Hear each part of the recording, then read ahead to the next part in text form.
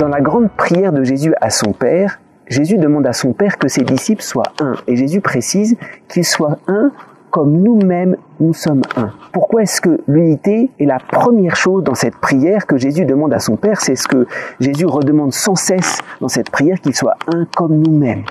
Alors, il faut bien voir quelle est cette unité. Il s'agit de l'unité entre un Père et son Fils. Une unité entre celui qui a donné la vie et celui qui a reçu la vie. C'est une unité très particulière. Nous sommes liés à celui qui nous a donné la vie. Notre Père nous a donné la vie. Alors il y a une vie biologique, c'est notre Père selon la chair et le sang. Quelqu'un qui nous a donné la vie, nous sommes unis à lui, nous sommes liés à lui pour toujours.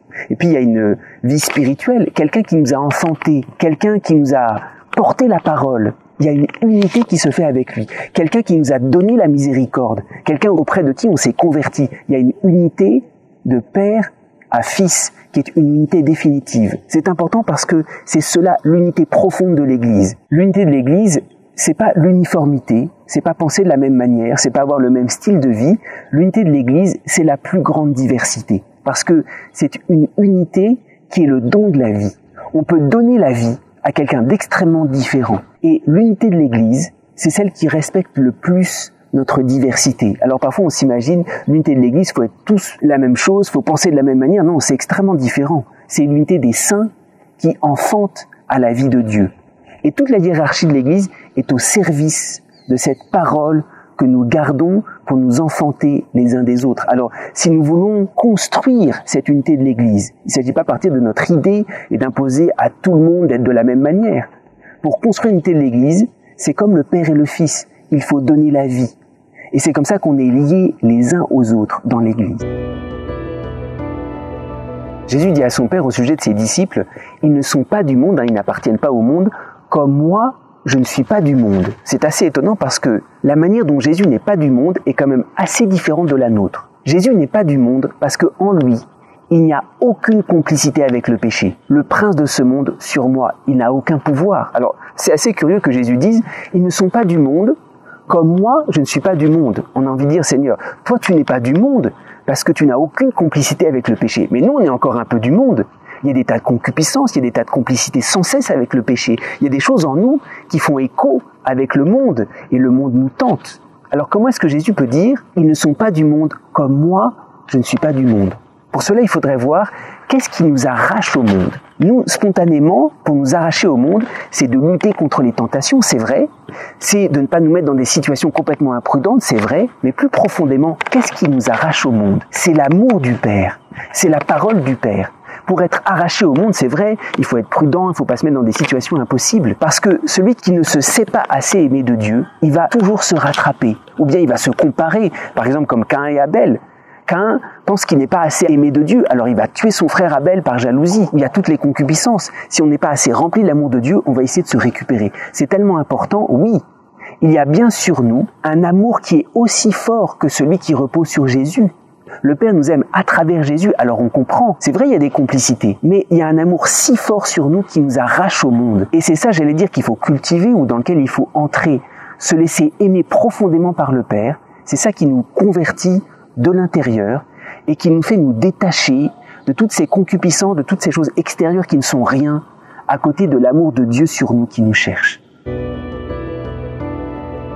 Dans la grande prière de Jésus à son Père, Jésus demande à son Père, « Je ne prie pas que tu les retires du monde, » Jésus parle de ses disciples, « mais que tu les gardes du mauvais. » C'est presque choquant, on a la tentation de dire à Jésus, mais pourquoi est-ce que, quand même, tu ne retires pas, tu ne préserves pas tes disciples un peu plus du monde? Lors de sa passion, lorsque Jésus a été arrêté, on a l'impression qu'il a totalement exposé ses disciples au monde. Pierre est tombé, Judas est tombé sans pouvoir se relever, tous les disciples ont été dispersés. Alors, pourquoi est-ce que Jésus dit « Je ne prie pas pour que tu les retires du monde » Sans doute, il y a une volonté très mystérieuse de Jésus à découvrir. Jésus veut pas seulement qu'on soit ses disciples. Jésus veut que l'on soit totalement revêtu de sa propre victoire.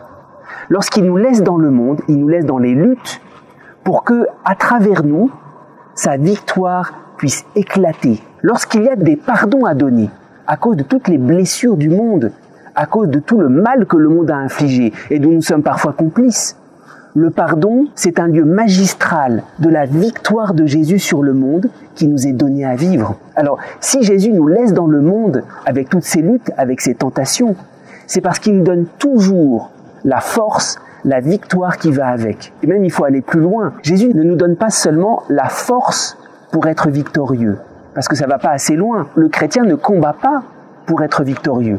Il est déjà victorieux. Il est déjà revêtu de la victoire. Et quand il y a une lutte, il ne s'agit pas d'essayer de se battre par nous-mêmes. Il faut toujours prier le Christ. Seigneur, je veux être revêtu de ta propre victoire. C'est ce que dit Jésus. Dans le monde, vous aurez à souffrir. Mais courage, j'ai déjà vaincu le monde. Nous entrons dans le monde avec toutes ces luttes. Mais nous y entrons déjà en victorieux. Et c'est ce qui nous donne une immense espérance. Jésus dit à son Père, « De même que tu m'as envoyé dans le monde, moi aussi je les ai envoyés. » Alors on pourrait se poser la question, mais est-ce que nous avons vraiment le même envoi, la même mission que Jésus? De même que le Père a envoyé son Fils dans le monde, de même il nous a envoyés. Mais on n'est pas le Fils. Notre mission n'a pas la même qualité. C'est ce qu'on a la tentation de dire à Jésus. C'est quand même pas le même envoi. Envoyer des hommes pécheurs, maladroits, qui défigurent la parole de Dieu, c'est pas quand même la même chose que l'envoi du Fils dans le monde. Alors, pour bien comprendre, il faut se demander comment est-ce que Dieu envoie son Fils et comment est-ce qu'il nous envoie.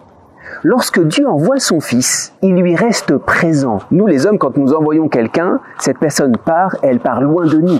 Quand Dieu envoie quelqu'un, il est toujours présent à son envoyé. Le Père est présent dans le Fils. Qui m'a vu a vu le Père. Quand nous sommes envoyés en mission, nous ne partons pas loin de Dieu, nous emmenons Dieu avec nous. Et c'est le propre de la mission divine. C'est pas une mission humaine qui implique un éloignement. La mission divine, quand Dieu envoie quelqu'un, c'est toujours pour faire surabonder sa présence. Quand le Fils est là, le Père est présent en surabondance. Et c'est vrai, il y a quelque chose de semblable avec nous. Lorsque Jésus nous envoie, il ne se détache pas de nous, il ne nous dit pas de partir loin et puis lui il va rester derrière. Lorsque Jésus nous envoie, en nous, il fait surabonder sa présence. Alors c'est pour ça que nos fragilités ne le dérangent pas, nos faiblesses ne le dérangent pas. Du moment qu'à travers nous, il peut faire surabonder sa présence. J'avais faim, vous m'avez donné à manger, j'avais soif, vous m'avez donné à boire. Jésus est envoyé à travers nous dans le monde souffrant, mais il n'est jamais détaché de nous. Alors on commence à comprendre. Il s'agit non pas d'une mission humaine avec des tas de distances, il s'agit d'une mission divine. Et lorsque nous nous remettons devant notre propre mission, chacun d'entre nous, Dieu nous a envoyés. Peu importe nos faiblesses, peu importe nos fragilités, la seule chose que Jésus veut, c'est à travers nous faire surabonder sa présence. Alors rendons grâce, parce que Dieu ne regarde pas d'abord nos qualités, il veut se servir de nous pour être plus présent au monde à travers nous-mêmes.